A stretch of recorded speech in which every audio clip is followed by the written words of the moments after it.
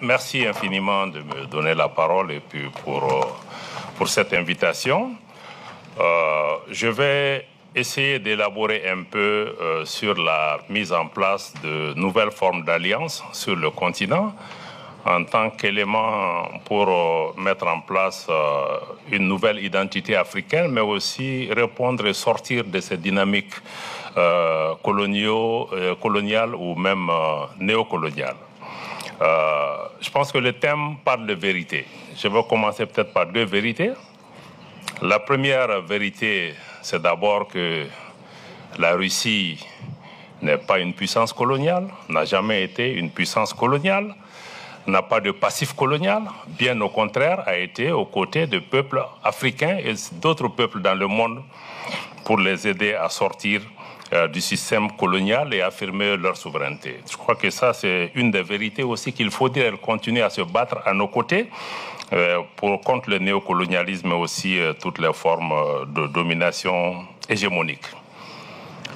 La deuxième vérité, c'est que le colonialisme est parti pour mieux rester. Le colonialisme n'est pas un thème du passé. Le colonialisme est terminé, mais le néocolonialisme est encore vivant. Et tous les outils de perpétuation du système colonial sont encore là, bien en place. Malheureusement avec des formes plus subtiles, mais ils sont bien en place. Je crois qu'on a parlé de certains outils. D'abord, le contrôle politique de nos pays a continué. Ensuite, il y a les médias, on en a parlé. Certains médias aujourd'hui sont devenus des armes de destruction massive et beaucoup de ces anciennes puissances coloniales l'ont compris qu'il n'est plus nécessaire d'envoyer des armées et qu'avec la manipulation, l'instrumentalisation, le financement des médias qui aujourd'hui ne parlent même plus dans leur langue, ils sont chez nous, ils parlent dans nos langues. Pourquoi ils ne désinvestissent pas dans nos institutions publiques pour nous informer, mais ils investissent dans leurs propres institutions? Donc je ne dis pas tous les médias, mais aujourd'hui, certains médias de ce système néocolonial sont des instruments de perpétuation de ce système et sont devenus même des armes de destruction massive. Et ça, je vais faire le lien, parce que les médias en lien aussi avec le terrorisme amplifient cet élément d'arme. Parce qu'aujourd'hui, le terrorisme, il ne faut pas se voiler la face. On a essayé de nous faire croire que le terrorisme, ça vient des extrémismes musulmans ou d'autres extrémistes.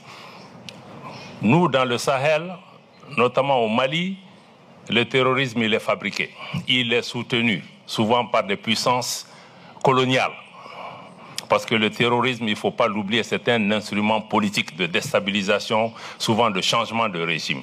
Et aujourd'hui, les médias, un des médias français récemment, est devenu une officine pour les terroristes, qui donnent la parole aux groupes terroristes, qui montrent leur alliance claire aux groupes terroristes et l'objectif qui est recherché, c'est la subjugation et la domination de nos pays. Ça, ils sont partis pour rester. Dans beaucoup de nos pays, on a le franc CFA, la monnaie. Mais c'est une monnaie néocoloniale. Même le nom, c'était à l'époque le franc des colonies françaises d'Afrique. Et maintenant, c'est devenu le franc de la communauté financière africaine. Mais c'est parti pour mieux rester. Et aujourd'hui, nos pays sont contrôlés à cause de cela. Le Mali, par exemple, on a été sanctionné parce que nous appartenons à la Banque centrale des États de l'Afrique de l'Ouest, qui est notre banque régionale, qui est utilisée par des anciennes puissances pour punir nos populations.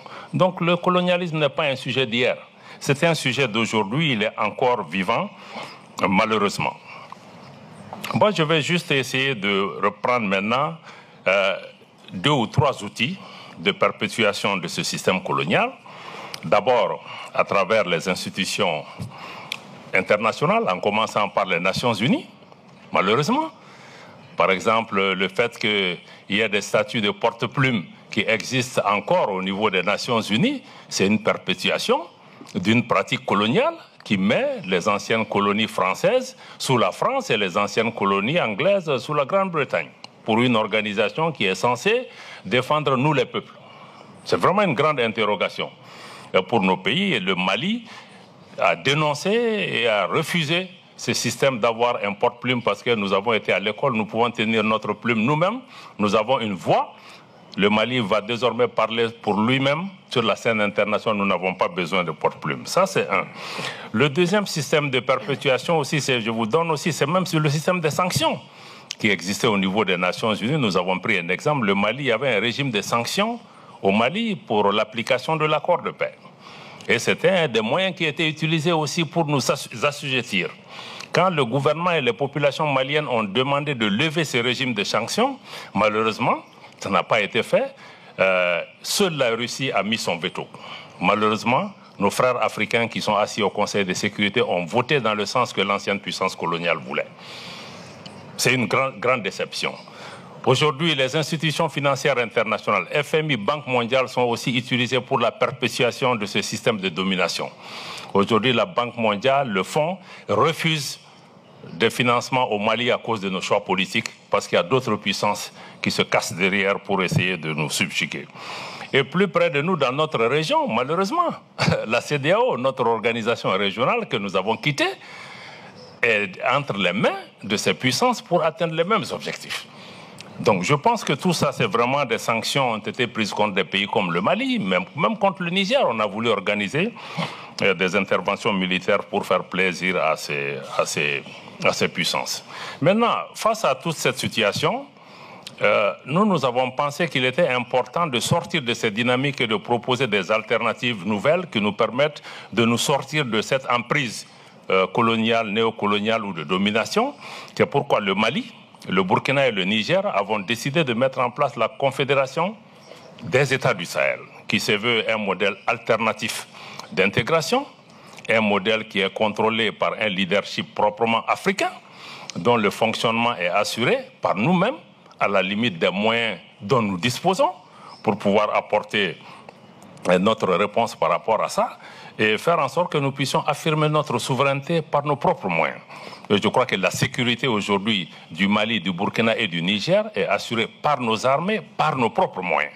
Pendant 10 ans, nous avons attendu l'aide de l'extérieur qui est venue, mais qui était dans un scénario de dépendance, qui ne nous mettait pas en capacité d'assumer notre sécurité. Je pense que c'est ce nouveau modèle où nous pensons que nos organisations ne doivent... Parce que qui finance paye, malheureusement. La plupart de nos organisations, leur fonctionnement est financé par l'extérieur.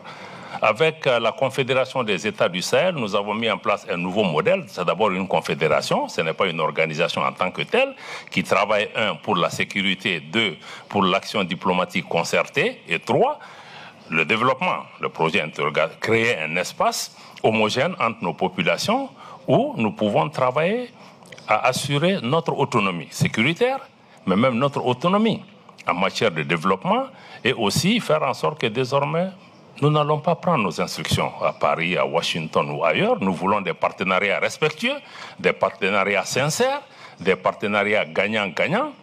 Mais nous ne sommes plus dans des dynamiques d'être sous le contrôle des gens. Et certains disent même que, mais pourquoi vous allez vers la Russie? C'est quitter un maître pour aller vers un autre maître. Mais nous avons dit, mais vous avez tout faux. C'est pourquoi j'ai commencé par là pour dire que non. La Russie n'est pas une ancienne puissance coloniale, elle n'est pas une puissance coloniale. Mais ça demande même une décolonisation mentale chez chacun de nous, de comprendre que ces politiques impérialistes et coloniales doivent cesser. Mais elles sont là et elles veulent s'imposer ces puissances, y compris par la force, y compris par le terrorisme si c'est nécessaire.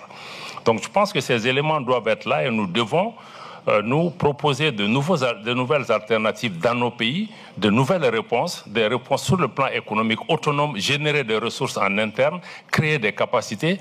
Mais tout commence par le mental. Nous devons d'abord nous dire qu'il faut qu'on sorte de cet ancien système pour faire ce que nous devons faire dans l'intérêt de nos populations sans avoir peur de telle ou telle puissance qui veut perpétuer. C'est leur intérêt aussi. Hein. Ces puissances vont continuer parce qu'ils vivent de ça.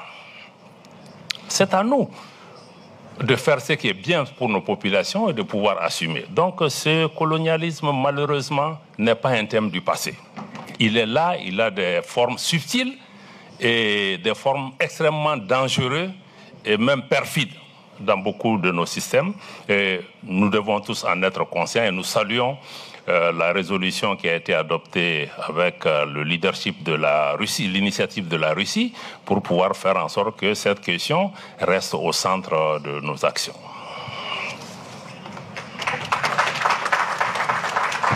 Спасибо, господин Диоп. Я думаю, что от всех нас, от всех присутствующих,